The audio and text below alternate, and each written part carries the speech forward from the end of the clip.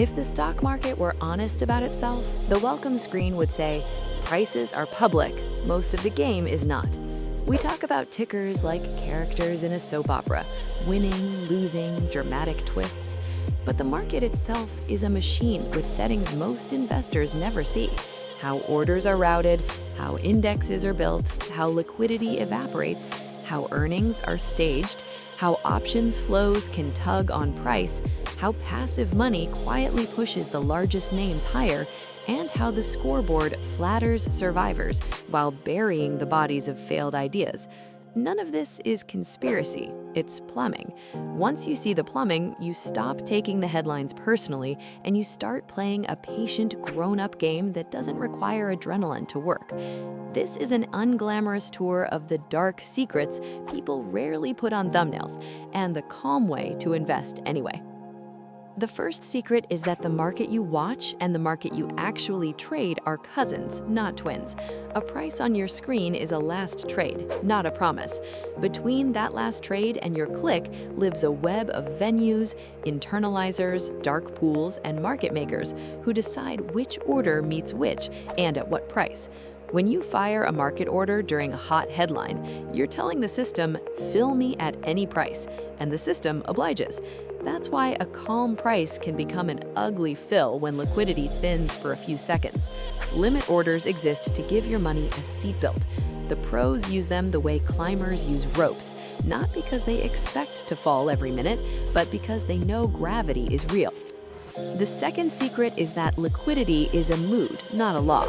It's abundant at 10:30 a.m. on a normal Tuesday and vanishes at the open, the close, or when an unexpected number hits the tape. It's a lake until it isn't. ETFs promise tradability, but the ETF's price in that moment reflects the supply and demand for ETF shares, which can deviate a bit from the value of the basket underneath in stress. Authorized participants step in to create or redeem shares and keep things aligned, but they aren't required to do so at any cost. Translation: during noise, bid-ask spreads widen. Small investors chase the moving thing, and the cost you actually pay hides between the price you saw and the execution you got. The grown-up move is to enter at your number, accept that patience earns better fills, and avoid sloppy orders when the tape is loud. The third secret is that indexes are not neutral mirrors. They are specific, rule-based products with quirks, and those quirks drive returns. A cap-weighted index hands more influence to the largest companies and less to the tail. That sounds innocent until one sector or style dominates and your diversified index becomes a bet on a handful of giants. Free float adjustments, profitability screens, survivorship, and reconstitution schedules all change who counts. Companies that graduate into the index often surge as passive money is forced to buy. Those that fall out can wobble as flows reverse. Over long stretches, the big names do more of the work than their share. That's fine if you know what you own. It's dangerous if you think the market protects you from concentration when it doesn't. Owning broad indexes still works. Understanding that they're not equal weight democracy is the mental upgrade. The fourth secret is that passive investing isn't passive for the companies you own. Inflows to passive funds demand that the largest names receive the largest fresh dollars by design. When contributions surge, the biggest companies get a tailwind. When redemptions come, they get the headwind. No one rings a bell for these flows, and they are not destiny, but they add drift to the tape that pundit stories often confuse with sentiment. You don't need to outguess flows. You need to know they exist so you stop mistaking every wiggle for a referendum on your intelligence. The fifth secret is that earnings are a theater with strict stage directions. Public companies rehearse the plot for weeks. Guidance is managed, estimates are shepherded lower before the show, beats are framed against that lowered bar, non-GAAP numbers spotlight what flatters and dim what doesn't. Buybacks reduplicate the magic trick by shrinking the denominator of earnings per share. None of this is immoral. It's the rules of a game where perception buys time for reality. Your protection isn't cynicism, it's reading the cash flow statement, squinting at share count change, and asking whether the business is converting revenue into cash at a pace that can fund itself without financial acrobatics. If you don't want to do this homework, and most people don't, own broad funds, automate your contributions, and let the economy do the heavy lifting on a long leash. The sixth secret is survivorship bias so loud it hides in plain sight. We tell ourselves the market always goes up by pointing at charts that only include survivors.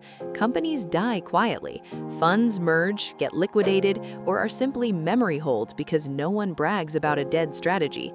You can respect the market's long-term trend without pretending that every idea aboard it shares the same fate. Diversification is not fashion, it's a response to extinction.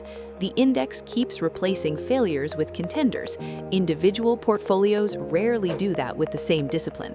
Buy broadly, hold long, and let the index clean its own room.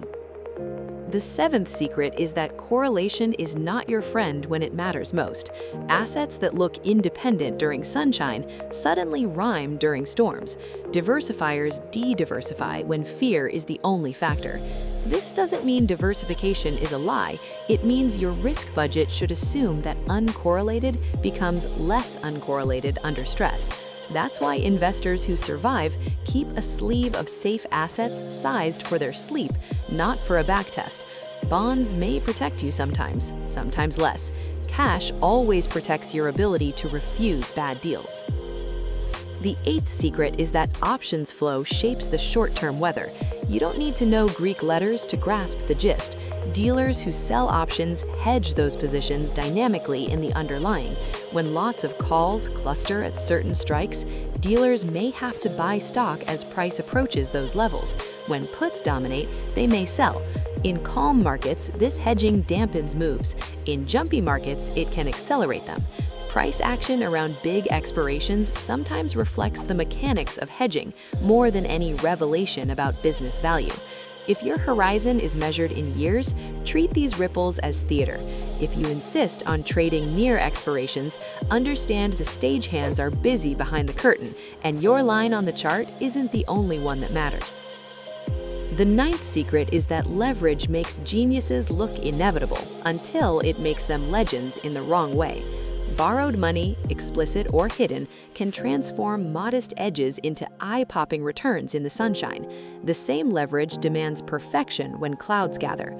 Funds that promise low volatility, steady income often manufacture that calm by selling volatility or concentrating risk where backtests didn't look. The oldest risk in markets is the same as the oldest risk in human life, being forced to sell at the worst time.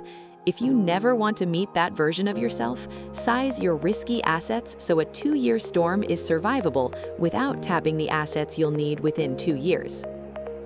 The 10th secret is that tax drag is the slow leak nobody brags about fixing. Turnover in active funds, capital gains distributions in mutual funds, and pointless trading in your own account quietly transfer compounding from your balance to the tax collector. ETFs exist partly to reduce this leak through in-kind redemptions and lower turnover. Index funds minimize it by being boring. You still control the biggest variable, your own calendar. Buying and holding a low-cost, diversified portfolio, rebalancing on dates instead of vibes, and keeping unnecessary sales out of taxable accounts is how ordinary people end up with extraordinary results that no one screenshots. The 11th secret is that IPOs are not gifts to the public. They're liquidity events for early holders. The best companies can still be decent buys years later. The median debut is a transfer of risk from insiders to new money at a price optimized for raising capital.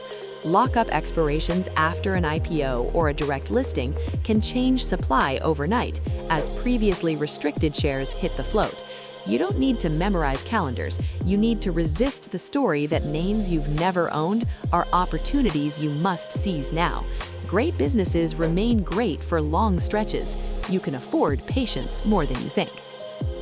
The 12th secret is that accounting is a language with accents. Subscription businesses can hide churn in net growth. Capital-intensive businesses can flatter margins with depreciation schedules that spread the pain into the future, and share-based compensation can move expenses out of the income line and into the share count where EPS looks magically healthy, while each slice is thinner.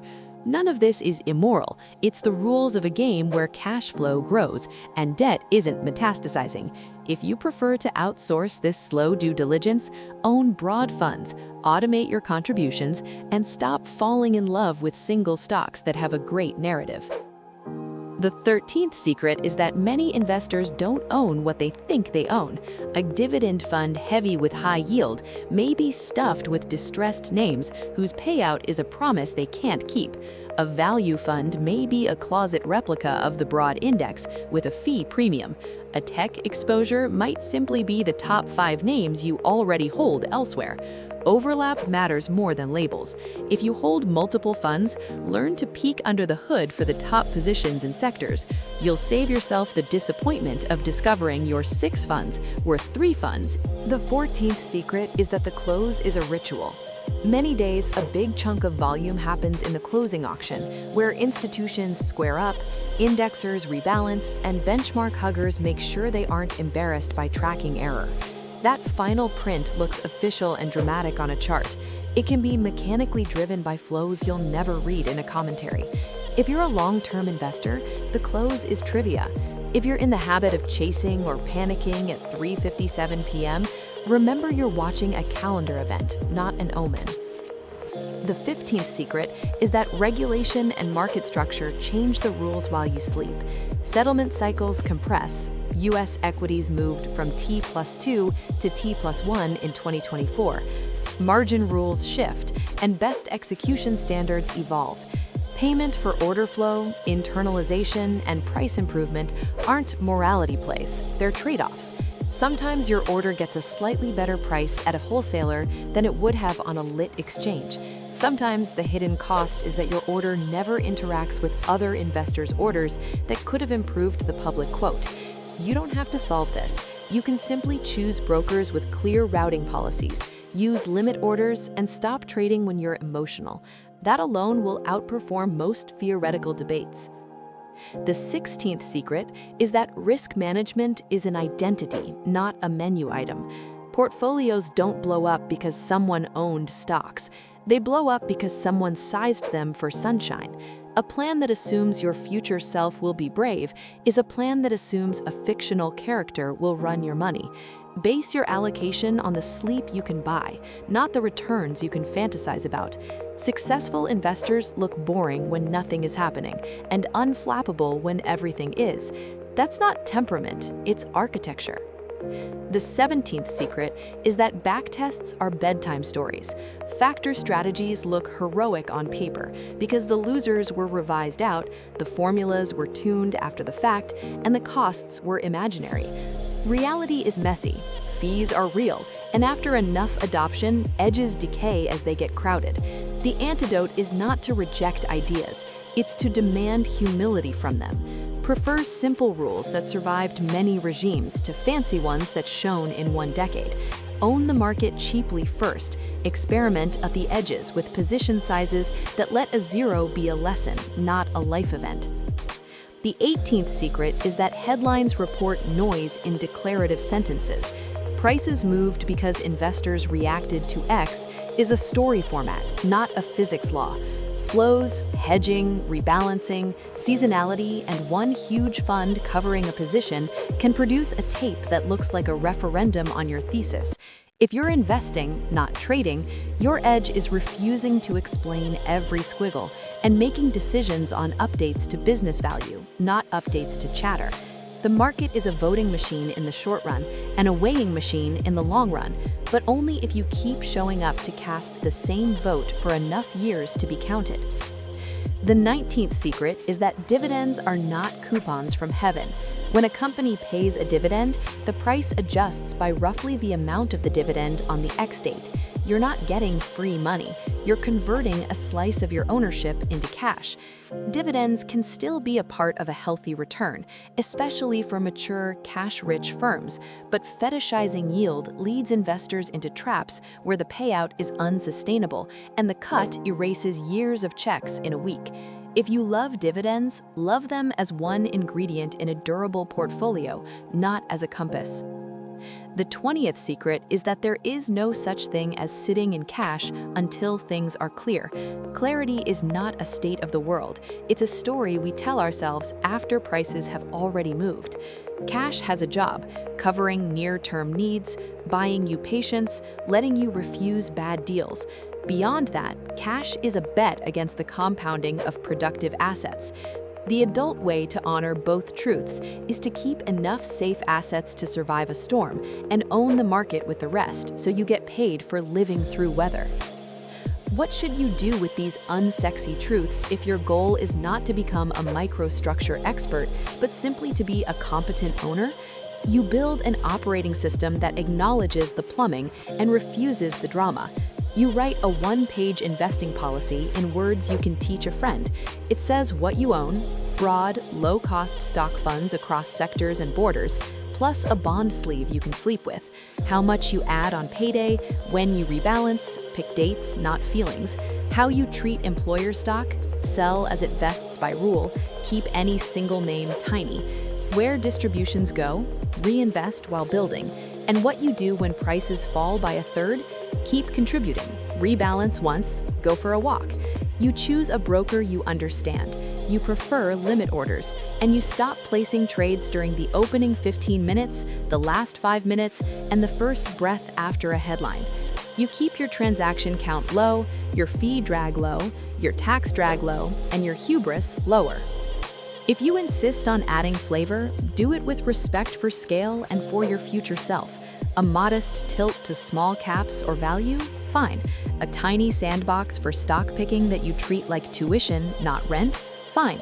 Options used as insurance rather than as a slot machine? Fine. What's not fine is letting the edge play become the whole portfolio, or letting leverage whisper that the laws of compounding have been repealed in your zip code. They have not. The market's job is to separate impatient money from patient money. Don't volunteer for the impatient team. A few rooms to make this real. A 40-year-old engineer receives a pile of restricted stock. He writes a policy and automates sales at Vest, skims taxes immediately, and drops proceeds into his boring core. He avoids becoming a forced believer in his employer's future. When his timeline shortens for a down payment, he moves that money to safe assets 6 months early, not at underwriting. He places limit orders during calm hours. He watches options chatter for entertainment, not as a schedule. He arrives at closing with no drama because his risk was calendared. A 26-year-old nurse wants to invest but hates drama. She sets up a global index fund, a bond fund, and a Friday contribution that happens before she sees it. She learns her broker's order types, uses limits by default, and ignores the open. She reads cash flow statements only when she's curious about a business she buys through the index. She spends exactly 0 minutes worrying about front-running an index reconstitution because she owns the index and has a day job. 10 years later, her account looks like the story of someone who kept promises to a calendar, not someone who outsmarted the market. That is a good story. A small business owner with spiky income refuses to become a forced seller. He pays himself a safe Friday number from a business buffer and routes investing on that schedule. He keeps 2 years of known obligations in safe assets, so a bad quarter doesn't compel dumping his best holdings at the worst price. When he plays in private markets, he prices illiquidity and capital calls as if they're guaranteed, sizes positions so a zero is a lesson, and keeps the core boring. He doesn't brag about his CAGR, he brags his kids didn't notice the recession at dinner. A retiree worried about sequence risk stops listening to arguments about whether bonds are dead and starts looking at her runway. She keeps a couple of years of spending in cash and high-quality bonds, commits to a guardrail withdrawal rule that flexes modestly with markets, and rebalances on her birthday and half-birthday like it's the family recipe. Her future is a function of behavior, not broadcasts. If you want a ceremony you can finish tonight that folds these secrets into muscle memory, keep it simple. Write your one-page policy in plain words, open your broker, and change your default order to limit, never market. Set your investing to happen on payday and your rebalancing on 2 fixed dates. If you hold funds you can't explain, replace them with funds you can explain. If you hold more than 5 positions outside of broad funds, admit which are souvenirs and clean the shelf. If you're sitting on a single concentrated stock because selling feels disloyal, write a rule to trim on dates until the position is small enough that a halving would sting, not maim. Move money you'll need within 2 years to safe assets now. Don't rent courage from your future self. Put a note on your screen that says, "Prices are public, most of the game is not. I invest on dates." A few months from now, your portfolio won't be exciting. That's the compliment. Your fills will be cleaner because you stopped chasing the open and the close. Your taxes will be lighter because you stopped spinning your wheels. Your heart rate will be lower because you stopped explaining squiggles to yourself. You'll still wobble, and then you'll repair quickly, never miss twice, and the slope will resume. The market won't become fair or kind. It will remain a weighing machine with a voting machine schedule, but you'll be carrying the kind of map that makes the fog smaller, the cliffs visible, and the path repeatable by an ordinary person with a calendar, a policy, and a refusal to be interesting for the wrong reasons. That's the real secret no one puts on thumbnails. The edge that endures isn't secret at all. It's patience with a plan, humility about plumbing, and a week that keeps its promises while other people chase drama. The compounding isn't hidden, it's just quiet.